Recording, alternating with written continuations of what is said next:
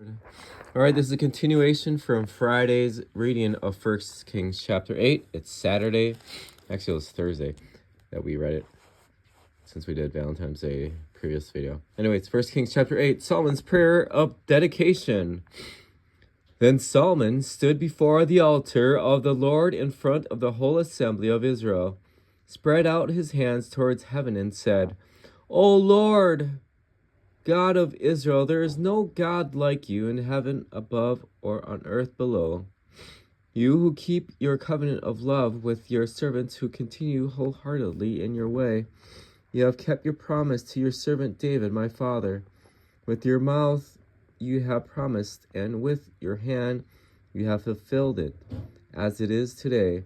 Now, Lord, God of Israel, keep for your servant David, my father, the promises you made to him when you said, You shall never fail to have a man to sit before me on the throne of Israel. If only your sons are careful in all they do to walk before me as you have done. And now, O God of Israel, let your word that you promised your servant David, my father, come true. But will God really dwell on earth? The heavens, even highest heaven, cannot contain you. How much less this temple I have built? Yet give attention to your servant's prayer and his plea for mercy, O Lord, my God.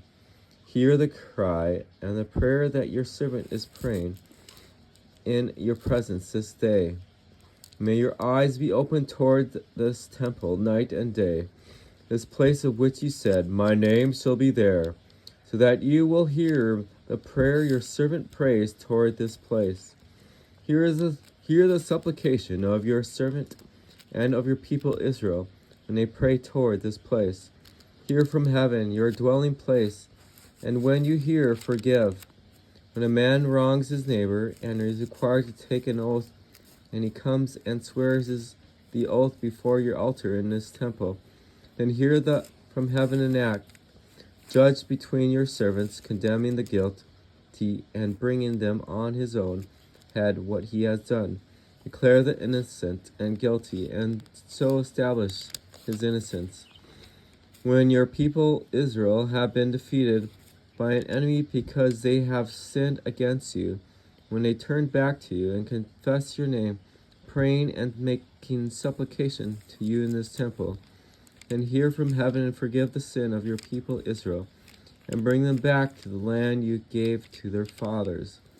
When the heavens are shut up and there is no rain, because your people have sinned against you, and when they pray towards this place and confess your name, and turn from their sins because you have afflicted them, then hear from heaven and forgive the sin of your servants, your people Israel. Teach them the right way to live, and send rain on the land you gave your people for an inheritance. When famine or plague comes to the land, or blight or mildew, locusts or grasshoppers, or when an enemy besieges them in any of their cities, whatever disaster or diseases may come, when a prayer or plea is made by any of your people Israel, each one aware of the afflictions of his own heart, and spreading out his hands toward this temple, and hear from heaven, your dwelling place, forgive and act, deal with each man according to all he does, since you know his heart. For you alone know the hearts of all men, so that they will fear you all the time they live in the land you gave our fathers. As for the foreigner who does not belong to your people that Israel has come from a distant land because of your name.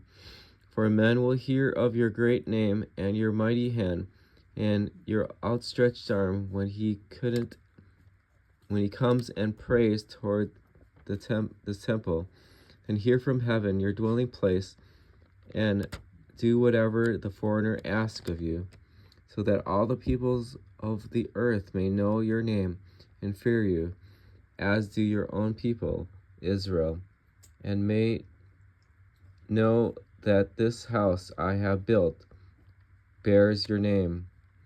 When your people go to war against their enemies, wherever you send them, and when they pray to the Lord toward the city you have chosen and the temple I have built for your name, then hear from heaven their prayer and their plea, and uphold their cause.